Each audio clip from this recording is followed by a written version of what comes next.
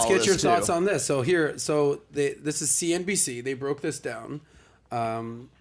They said, number one, I want to get your guys' thoughts. Who do you think spends more collectively on Valentine's Day? New couples, 2 years or less, or couples that have been together longer, 2 years or more? Who do you think? And I'll give you the numbers. I think new couples, because it's like more exciting and you're really like celebrating it and showing it off. Got it. So you're going with new couples. Dr. Nicholson? Yes, I'm going with old couples Old because couples. or couples who have been together more time. Longer, yeah. Because you have more baggage and they're probably trying to do this compensation thing to make up for it. Rollo, do you have it's the make good day. Yeah, that's it. You know, I was leaning towards younger, but I think now I want to say Okay, older. well, happy to say the Queen got it right. Wow. Here we go. According to CNBC, new couples spend on average $250 during the holiday, whereas couples who have been together longer than 2 years only spend $175. And then they break it down by generation. So they say Gen Z spends X, Millennial spends X, Gen X, and then baby boomers.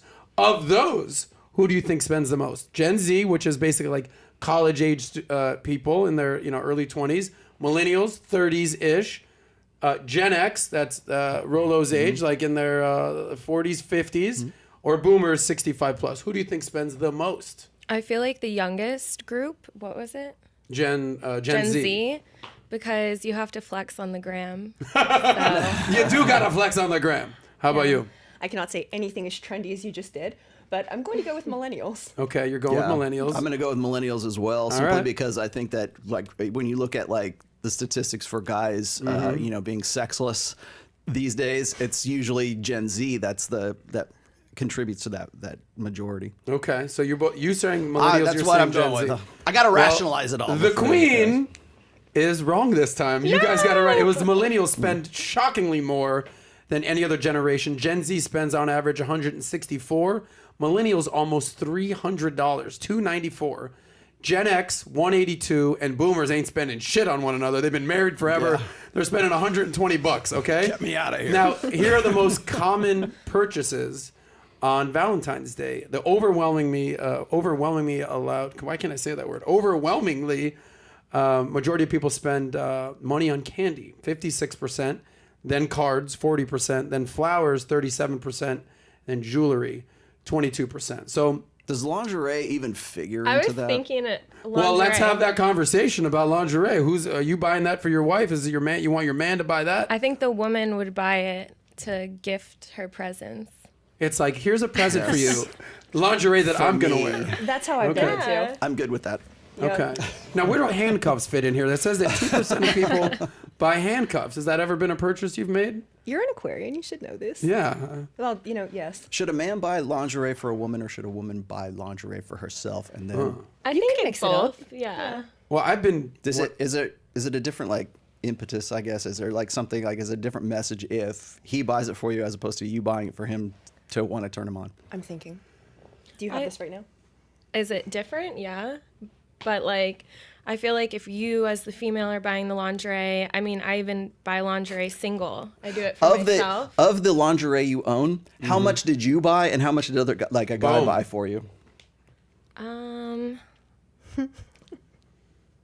Mostly I bought most of it myself, but sometimes I'll like go shopping with a guy and he'll buy it for me. Yeah, I've been that dude, by the way, quite frankly. Like, we're going, it's a shopping day. We're going to Queen Victoria's Secret. It's like, okay, I'm there. I'm the fucking boyfriend. I'm walking in and I just stand there like a schmuck, like all the other boyfriends do. And we're like pretending to only focus on our girl, but there's like a hot girl. Okay, all right. And just keeping it focused. But then you don't want to get the girl like the wrong size. Like, as a guy, you understand. It's like, I got you a medium. I'm a fucking small. It's like... I worked at Victoria's Secret for a while. Oh, really? I specialized in men who looked very uncomfortable and lost. Bingo, yes. So what'd you do to these men? Say, hey, because these guys know when they walk in the store, whatever their girl wants, they're going to get. They're terrified. Yeah, they're not going to be like, I don't know, honey, that lingerie's a little expensive. It's like, dude, you're in the fucking lion's den. Yep. Uh-huh. Like, you're spending money, whatever it is. Bras are like $50 a pop. Boom.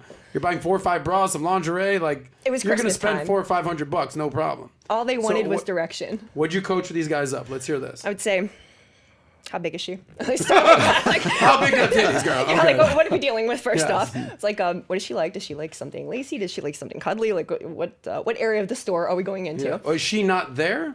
No, it was always the them. dudes are it was walking in- Christmas time, and so it was always these men. Oh, they're who- solo. Yeah, they were mortified. It's like very it's like a funny. girl going onto a car lot by herself. Yeah. Instead of like the guy goes into a lingerie store by himself. I feel They feel vulnerable. He could just get a gift card for that. For this? No. Like, I'd so rather you go into almost the a gift rooms, card. and we would narrow it down. So, are we here? Are we here? Does she want garters? So, like, and they'd be like, yes. It was so. Why were they nervous? I don't know. They were intimidated. Was it by you? Was it by the shopping? I mean, you're tall. You're both very tall and lovely. So like, I could see why people would be intimidated, especially if it's like, I don't know, what am I doing in this store? The next time, I will take exit interviews and have that information. Yes, for you, please but I get us that didn't this information. time. Well, here's a question. We're talking. We're setting the table here, but ultimately, you're familiar with the 5 love languages. Yeah. One of them is gifting, right? There's So where do you guys stand on the gifting component? You've been married 25 years, 26 years. You know, for instance, I think there's like act of service, physical physical touch, physical affection, quality time. Like every girl I'm with is like, God, you want my quality? I'm like, we spend every second. I go, no, that's not quality time. There's acts of service, quality time, physical touch, gifting, and words of affirmation. Exactly. Big. So Rollo, where do you and your wife stand on the gifting category? I think that it would be a different situation between myself and my wife. Like when we talk about gifts or compliments or cards or whatever, it's usually when I'm talking to guys about that, they say, "Oh, should I give her a gift?" Or 9 times out of 10, it's like a guy is giving a woman flowers to make up for something. To oh, I screwed up, so I'm going to have to. In fact, whenever you're like in an office situation and suddenly the front desk girl gets flowers, you go, "Oh, that guy must have fucked up." That's what we think right now. Right. It's not just simply a compliment, or it's not like maybe it's a holiday or something like that. But if it's not a holiday, then it's usually some guy who's trying to make up for a misstep. And I think that's kind of like crazy, because that's the presumption we have, because men have a burden of performance, and if they screw up in that burden of performance, they're always trying to find ways to sort of catch up and make up to that. And so when it comes to like gifts and compliments and cards, I think guys really need to look at it more as sort of like a reward. Like if something was like, if you had really great sex the night before, or if maybe something meant a lot more to you. I have really great sex with someone and they give me a card.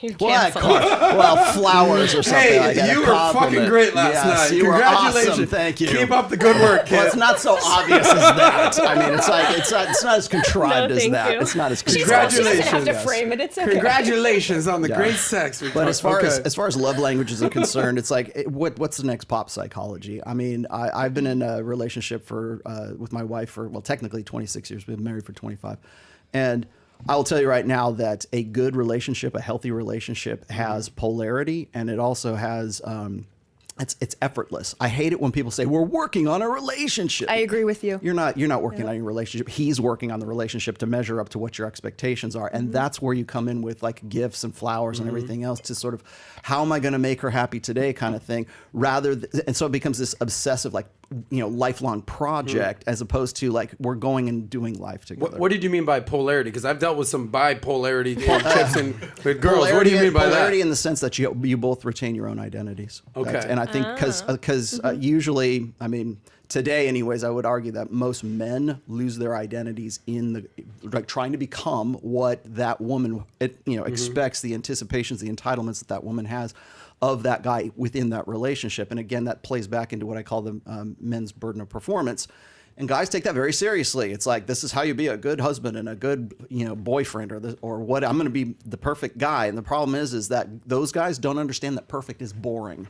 Boring. What do you have any insight on what he's saying? Either you ladies, boring, perfect. What's that? I personally appreciated the part that you said where like you shouldn't be trying to change yourself, or it should be easy. However, I'm a gift giver, and so I like when men are also like, even for my friends, like I'm always giving gifts. That's how I communicate, like as the 5 love languages. So I like when a guy is thoughtful and giving gifts, and I don't think it should be, oh, he's giving me flowers because he messed up. It's like, he's giving me flowers because I'm beautiful. Like that's just the way that I conceptualize my world. And for the question of how do we, like, what's our love language? Was that it? Mine is quality time. Like, that's how I receive.